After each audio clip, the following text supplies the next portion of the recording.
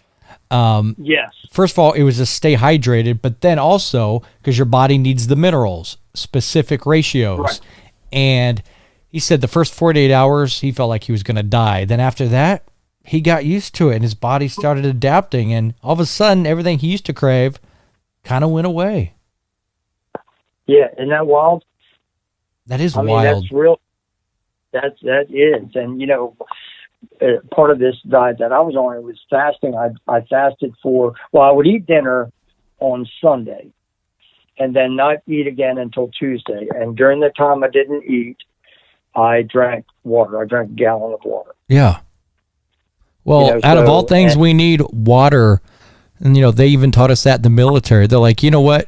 First of all, most people eat more than they actually really need. It's just their body's so Right. used to it, it thinks it needs more.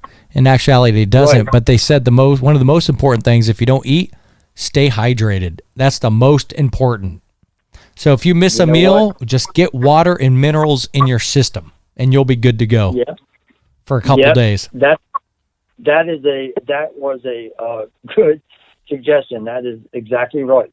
You Oh, know? yeah. So Awesome. so anyway, have you had any time anomalies yourself that you're aware of? Oh my gosh, I've had a lot of deja vu, a lot in the past. I've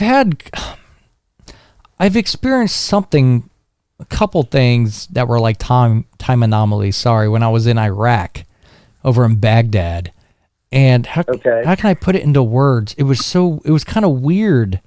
It was almost like that story I was reading with the time anomaly tunnels in like London over in England. It was kind of similar to that.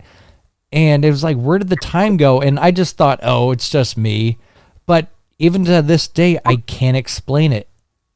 It's weird. It's like you don't realize what it was. And sometimes you know instantly, but sometimes it could take a month or a year or a couple years to keep thinking about it, to look back, be like, you know what, something wasn't right. Where did that time go? And I know it happens quite a bit to people, but some people just overlook it. You know, you can't put it into words, Lewis. It's the strangest thing and feeling, because when you go to someone, you're like, where did the time go? They'll be like, what are you talking about? It's like, what happened? Because no one's going to know what you're talking about. Because usually when you're in a time anomaly, sometimes it's just you. That's the... Yes, that is true. But I know I've had a couple, especially in Iraq. I mean, those I can definitely say. I'm glad you brought that up, because I'm going to have to think about these things again, and I'll write you off to the side when I recollect all the pieces of it. But no, I've had that experience, and I know a couple people that have had time anomalies as well. They've mentioned to me, but they're the only ones that experience them. Which, it's one thing like in London where it wasn't one person experienced it; a group of people experienced it at the same time, so they could talk to somebody about it. But when it just happens to you, what do? Right. You're backed into a corner, because you're not a freak. You're a regular person. It's like, what the hell? Did I go into a wormhole? Am I in a singularity? What happened? It's weird. Yes.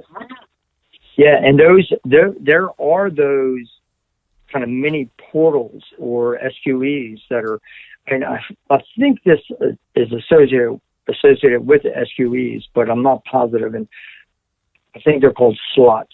They've found a number, over 100 of them, slots, where things are not exactly what they're supposed to be.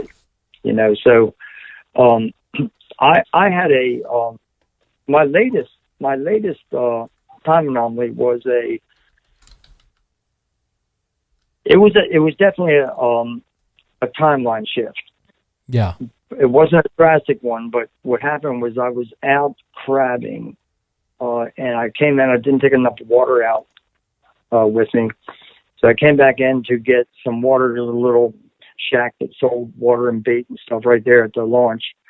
So I came in, and I see this guy. He's taking his boat off of his car, I see him winding it up, and he's going to pull away, right, leaving the boat there. So I go. This is taking me 2-3 minutes. That's it. So I go there, get my water, I'm coming back, and the boat's not there anymore. What? And I know he took it off. I saw him do it. I watched him do it. I watched him take it off. So there's no way he would have taken it off just to put it back on again. That's crazy. Yeah, and Good it wasn't grief. there. So it was But even you can't minor. explain that, can you? No. It's just the only thing that I can see it as was a timeline shift. Yeah. So we'd have these minor ones that go on, like, okay, someone goes into the office and they go over to the coffee urn and they have their own personal coffee mug.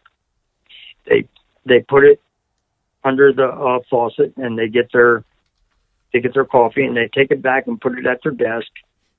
And then they're like, oops, I forgot something. And they go and do something, whatever they forgot. And they come back and the coffee is not at their desk. They're like, well, I swore.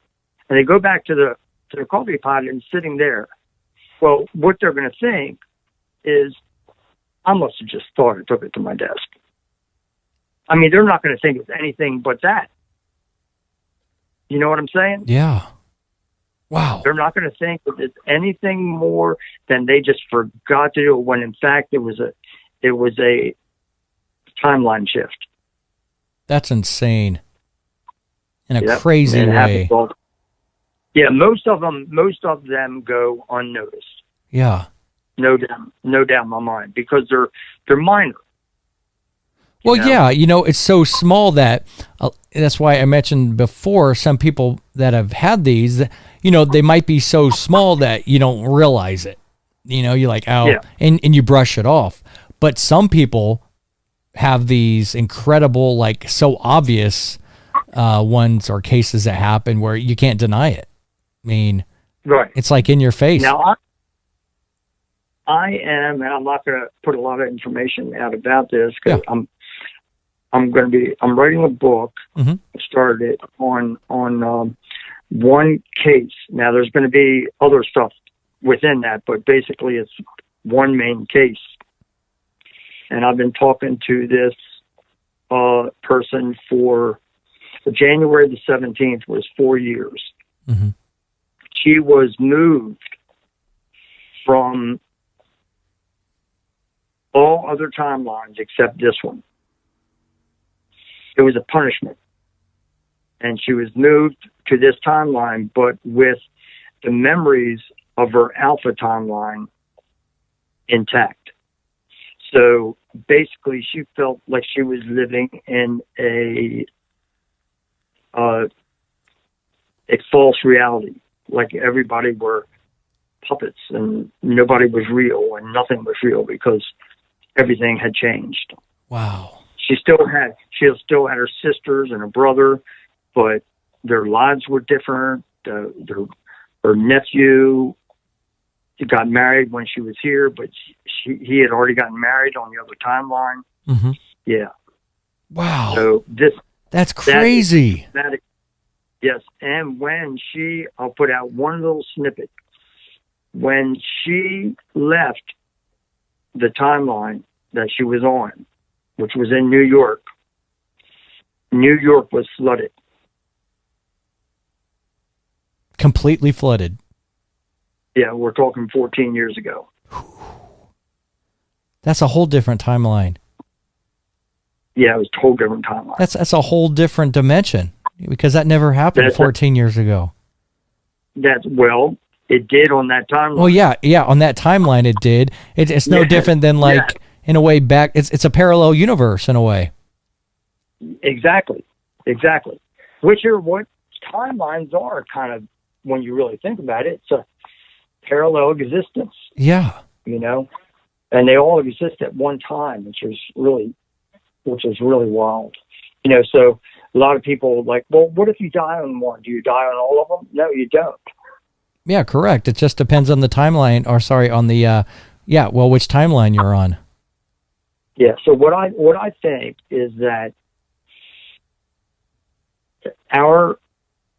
who we are, our main spirit body, resides either on our home planet or on some mission we're doing out in space or whatever, and a slice, just a tiny slice of our being, that tiny slice is divided into 100 equal parts, and they're put on 100 different timelines. But the whole, the whole still is fully intact. So they're able to kind of bilocate, so we are all able to bilocate. Wow. Basically. So yeah, that's my view of it. That's what makes the most sense to me. So. You know what I'm going to send you, Lewis? I'm going to end up sending you a link, and I'm going to put it in the description as well of this podcast and video. Okay. But it's on the CIA's website. I'm looking at it right now on CIA.gov, and it's called the Gateway Experience. And it was declassified. I mentioned this a little bit earlier. It's from a huge experiment and study they did, and it's a technique to alter the consciousness and ultimately escape space-time. And it goes through, it's tons of pages. It's like looking at a patent when you go through this document. Oh, wow. And it's on the CIA's .gov website. I'm like, are you kidding me? And this goes to the fact that, pardon the French, but this shit's real. I'm like, and you see how the government is slowly trickling it out. Like, yes. I'm like, and that goes back to Andy. I'm like, as soon as I saw this gateway process, I'm like, they're starting to trickle out everything he's been talking about. But they're doing it so slow that it's not going to be shocking once it's all revealed, because we'll be like, oh, we already knew that.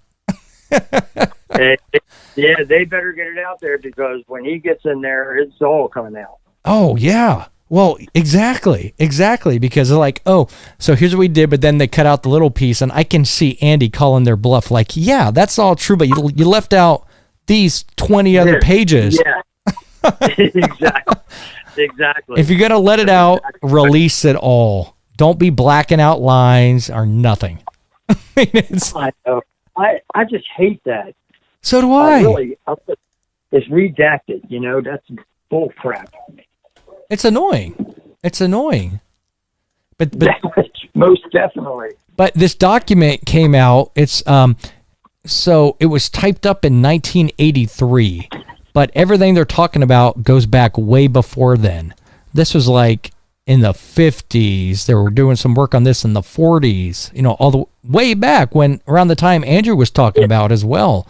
And this document is signed off by generals, commanders, everybody, medical doctors. It's crazy. So I'll send this to you, because I'm looking at schematics. I'm looking at everything here. It's crazy. And they're talking about hologram, universal. They're talking about direction of time, space evolving. I'm like, what are we looking at? Andy told me that, I can't remember when we first invaded Iraq or not, but anyway, one of the times we invaded Iraq. Yeah. That there was like, I don't know if you can verify this at all or yourself, but anyway, he said there was like, what the Iraqis saw was 1,000 tanks coming towards them, when in fact there was only 100, and the rest were all holograms. You know what? I've heard those stories from Iraq. I have actually heard that. I'll look some more. Is that right? Yeah, I'll look more into it. But no, you are absolutely correct about that. Oh wow! You're not bluffing. That is true.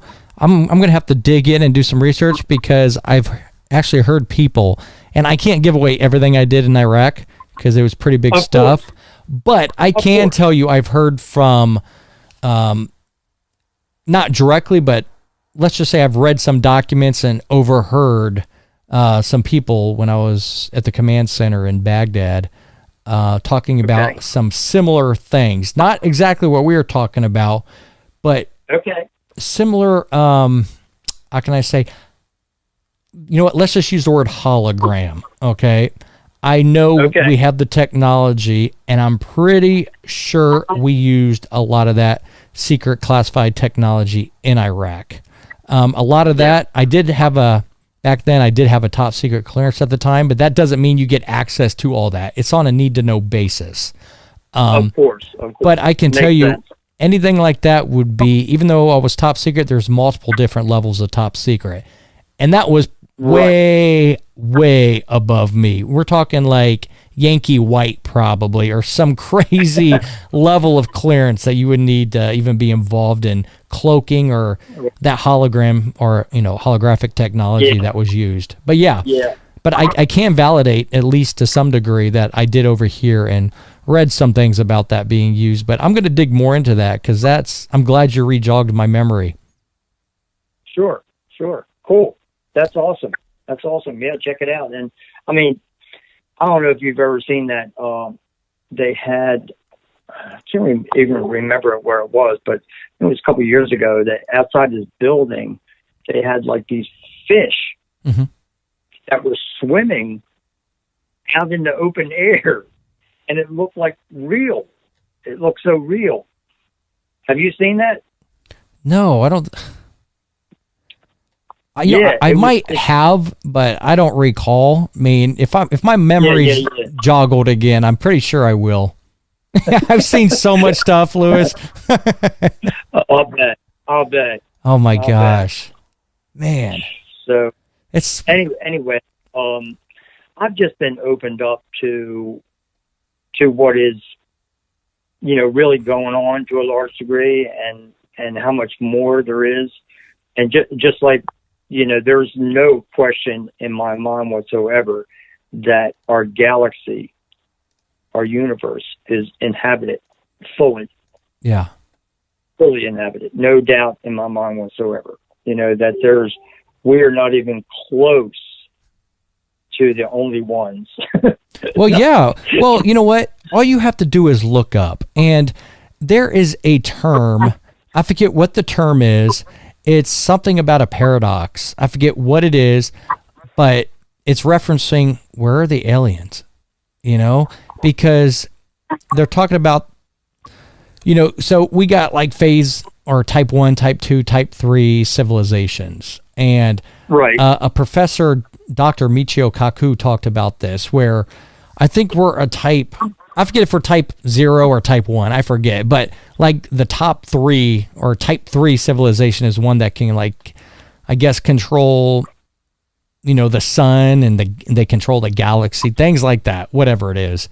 But he was talking about, if you looked at a picture of the Milky Way and you'd see how far our radio signals have gone, because, it's all of the speed of light, it hasn't gone barely anywhere. And this paradox was talking about, where are they? Where are the aliens? Well, you got to think about this. Which I know there's aliens. I mean, look up, okay? That should give it away, how big and enormous our universe is. But what people don't take into account is they're just thinking about the technology that we know. Probably aliens are using these wormholes. They're doing something, and absolutely. And it's like, you can't go by what we can do. What, you think the aliens are using a Boeing 747 to travel? No.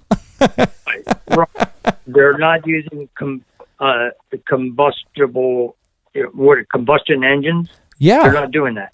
Well, and going back to the story of Bob Lazar, he was talking about an element 115, okay, which can help, because right now we can't control gravity. I mean, we can't create it. Or how can I explain it? We can't generate our own gravity. But everyone laughed at him like, element 115. Well, decades later, they created and discovered element 115 over in Europe. And now it's on the periodic chart. So it's like, see, things are starting to show up. And just give it time. I don't know how long. I think we will get. Well, I know we're there secretly behind the scenes, but I just don't know why they don't tell the public. I don't know if they're afraid it's going to mess religions or beliefs. But you know what? So I am a spiritual person. I am a religious person. But I can tell you this: it's not going to afraid me. That just gives more validity on like, okay, cool. Like it's not going to be shocking if you tell me this stuff's real. Right. Right. Yeah. That's just like I'm spiritual, you know, I know what's going on, you know, and just like, I mean, it's been a very, very long time, 40 years at least, that I've had no fear of death whatsoever. Yeah. Probably 50 years, you know, because I just figured it out early in my life, because I figured out that we just go on. Mm-hmm. You know, so what's the fear? Well, the only thing most people fear is the process of getting there. They're like the pain, the suffering. But I'm like, I think that's what people fear the most. But death itself, I ain't worried about that because I know we go on. It's pretty obvious. Yeah. Yeah. You know, so, and it's the whole thing, everything, the Mars, extraterrestrials, time anomalies, everything. It's all just this big ball of fascination. Yeah. You know, and well, to me, it's all interwoven. It's all connected somehow. Absolutely. But the question is, in what way? I don't think we've gotten to the bottom of that. Where is the singularity of all this? Like, where does it all connect? And I think we're still hunting that down. Yeah. Yeah. Well, and of course there is a connection because everything is connected. Yeah. Well, yeah, that's true. That duh. Everything is connected. You think? Yeah, but then, but then on the other hand, like you're saying though, what are the mechanics of that? You know, how is it happening and how is it all? You know, I mean, I realized that you like they call spelling. Mm-hmm. Spelling for a reason, because you cast spells. You know, so when you speak or when you think, you are sending out that vibration into the universe. Yeah. I mean, it's going, a big, it's like if you have a pebble in a pond, well, a little bit of vibrations, right? Not much. But if it's a really big, huge thing and a boulder hits that pond, it's going to send major ripples throughout the universe, So each thing is. Well, in a way, it's like gravitational waves. It's the same thing. Yeah. Yeah. And that bends space and time. Mm-hmm. It's just, I mean, I'm just fascinated by the whole thing. I can't get enough of it. Man, I can't get enough of it either. I think when I was talking about how do these, all these things connect, I think the only way we're going to get there is we kind of have to address them one by one. Like time anomalies, Mars, time travel, all this stuff. Once we have them all narrowed down, I think then we'll be able to start to pinpoint this. But with those documents and websites I just sent you, I'm going to put those. Yeah, I got it. I'm going to put that in the description as well, because, hey, don't take it from us. Take it from the CIA, what they just put on their website. There you go. There you go. We're just talking. That's right. And this is stuff you've been talking about and things Andrew has been talking about and other people for years and decades. And now you're seeing the fruit of your labor starting to appear. Oh, yeah. And now it's like, see, you thought I was crazy. Look, it's on the CIA site publicly. Yeah. Yeah. Well, you know what? The thing is, when you are kind of somewhat of a renegade and you're on the fringe, okay, of society, then that's what people think. They think you're crazy. They think you're nuts. So I gave up telling anybody now, look, you're going to think I'm crazy, but I don't do that anymore. I just tell them the way it is. They can believe it or not. It's up to them. Well, yeah, and if people did their due diligence, like some people have, and just don't take it at face value. Go out and do your research. And you know what? If you come up with a different conclusion, hey, at least you did your research. But I guarantee that most people will come to the same conclusion if they've done legitimate research that, okay, there's something here. That's a very good point, because I've told people, listen, regarding life on Mars, I've spent, I'm guessing at this, and it's probably a low guess, but around 4,000 hours just analyzing Mars Rover and orbiter images. Yeah.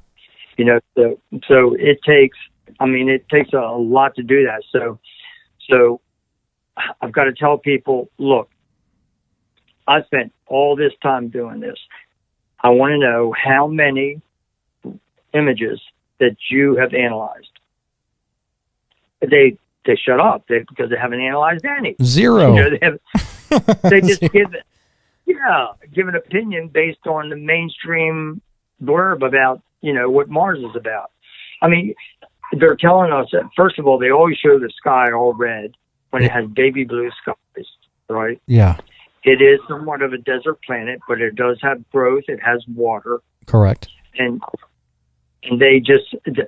people don't want to believe that. They can't imagine that our government, people are supposed to be governing us and telling us the way it is, are lying.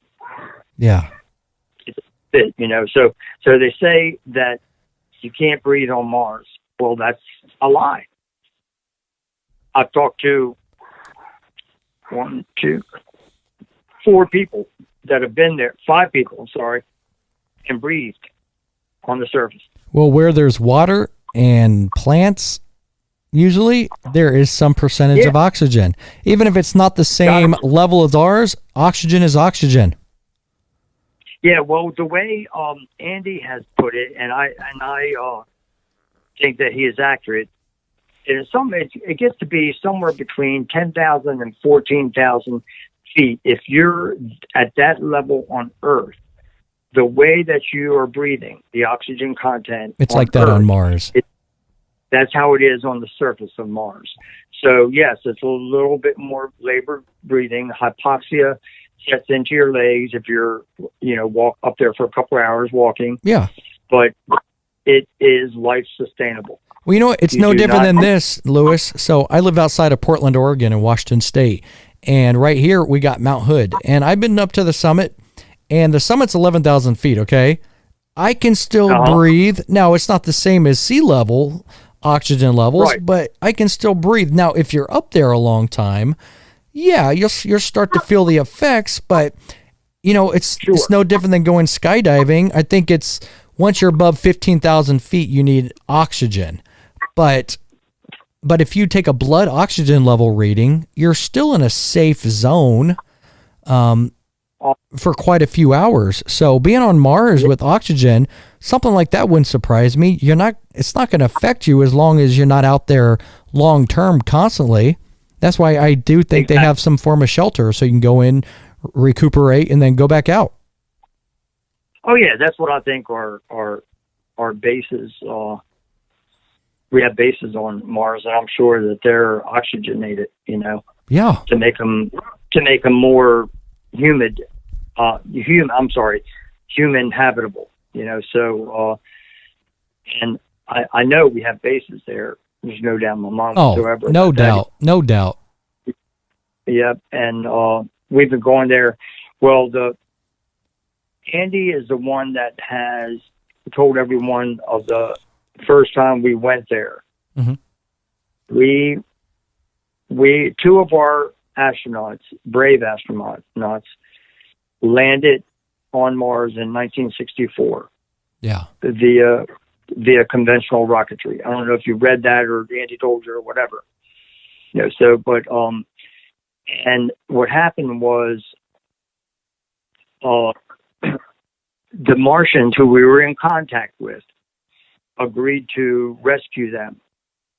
And then they later reneged, and those astronauts died on the Martian surface due to exposure, you know. But so and what do you think? Would we go to Mars before we went to the moon? So No. in a regular, so from our perspective, with no knowledge, let's say, of any government programs, would we go to Mars before the moon? No, because we would go to the moon first, is even if it's not the same type of climate or atmosphere, it's a test. You know, how can we manage? Because to me, managing ourselves on Mars is far easier than the moon, because the moon really has no atmosphere. Even if it does, I think it has a tiny, but it's insignificant. Yeah. Unlike Mars. But no, we would never go to Mars before the moon, because that's common sense. So we were told that we visited the moon the first time in '69. That's a lie. Oh yeah, I believe that. Also, I agree with you. It's got to be. It's like you said, just a common man. Where would you go first? I'd go to the moon first. Let's see if we can make it there. If you can get there with no problem, and I can see home, okay, we're good. We're good. Yeah. Now let's take the next step. But no, let's do it half-assed backwards. Let's go to Mars and then Uranus and then the moon. It's like, why would you do it in that order? It's stupid. Because then the moon wouldn't be exciting. Like, why are we going to the moon? That's lame. Oh my God, it's terrible. And then you, of course, got all these people saying we never went to the moon. Oh. That's not true. We did go there. It's just that what we saw. No, I think it's crazy what we saw. It was a production. Yeah. Well, have you seen all the... Well, see, here's the thing. I think we really did go to the moon, but I think what the public saw was a production, like you said. Yes. Because they took the background in one of the landing photos of the gentleman on the moon, the astronauts, like Neil Armstrong and them, and they lined up the background mountain range, and it matched a range out in the Nellis testing range or whatever out by Groom Lake. They overlaid it and like, look, it's the same mountain range. Yeah. The same mountain range. But I do believe we use that as a front, which I'm sure there's a reason behind it. But I think behind the scenes, there was another huge space program going on, even to this day, that we don't have full knowledge about. Yes. And I know quite a few years ago, China was threatening to use, we're going to use a giant telescope to zoom in on all this thing. And I know there was a bunch of freak out about it, but I don't think China proceeded with it. I think government probably gave into some certain demands or whatever behind the scenes, but but I think, and I wonder what your take is on this. Do you think we're working in unison with like China, Russia, all this on these secret programs behind the scenes, or do you think it's just us? It's a tough. I wish I could really give a good answer, but it's a tough really question. Don't know. Yeah, I don't know. It could be, or maybe not. Let's act like enemies in real life, but let's work behind the scenes. That could very well be. Yeah, that could very well be. But I don't know. I don't really have any good base knowledge of that, so I don't know. Yeah. Well, you've been. Go ahead. No, I was going to say, I'll tell you what, Louis, you are a very knowledgeable guy to talk to. I mean, I've learned so much today with this. One thing I wanted to go over, one last thing. So I watched the rover landing today on Mars, and when the first images came through, now they were not high definition images. They were just from the cameras, which help guide the rover in the landing thing. So it's not high quality.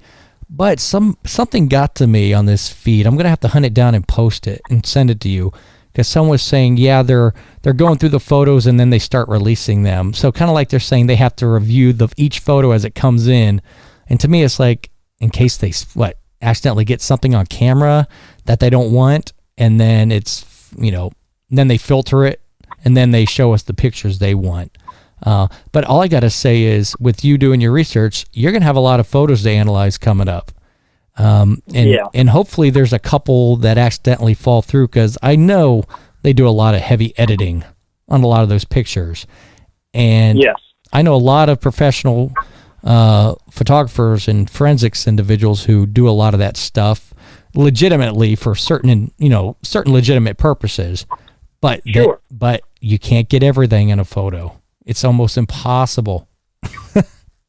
So I hope they accidentally mess up and accidentally get one out there that we can scrutinize really well. But you got a lot of stuff coming your way, Louis. Great. Well, the anomalies have found, including myself, a lot of what they have missed. Mm-hmm. And the obfuscation of the images and stuff like that. I found an image.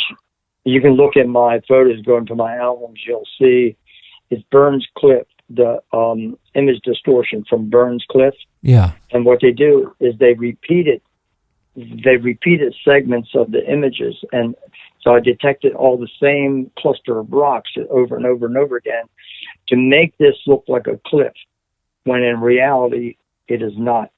Yeah. And all over it is water. Wow. There's people, Martians all around through the water.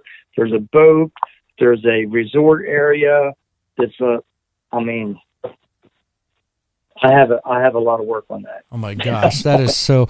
You know what? You and I have a lot of work to do on this, but it's I'm like, you know what? We could go all day, but I'm going to have to definitely have you back on, Louis, in the future. Okay. Because I know, I don't want you to give a lot away because you're working on some material and I believe a book you mentioned. So yeah, don't give any of that out because we want you to be successful with that because I know you have a lot of information, but we can talk about that most likely in the future again sometime. Okay. But I really appreciate you being on with me today, Louis. Absolutely phenomenal. Well, thank you. I appreciate you having me. I really do. No, it's no problem.